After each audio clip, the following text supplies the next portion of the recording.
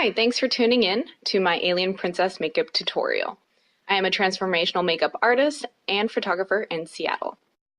So I use Mehron body paint and face paint to create this look. I use mostly white and blue, and I mix these two together on my chest and on my neck and face. And with the Urban Decay NYC palette, I use the blue shadows to contour my collarbone, the rest of my chest, neck, and face. I mainly use my fingers because I find it much easier than brushes when you have really thick body paint on. And as you can see, I'm using different shades of blue to blend together to make it more natural, if you will, if an alien princess was natural. And I cover my lips with this. You don't really have to worry about this because I cover it up later. I put purple on my eyebrows, just to see by the circle dots that I put into my design. I place these strategically on my collarbone and up my neck.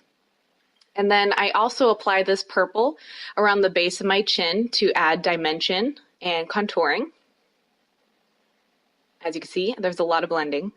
And then here, so I use a purple color as the base, and then I also put Urban Decay Special Effects product over it to give it some shine. And then I do my eye makeup, which is a lot of purple and some turquoise colors. And so I also put powder on my lips to also give even more shine, which a lot of people do. And here I put on a lot of eyeliner because I'm going to make my eyes super big. And then I blend more shadows around that eyeliner as well.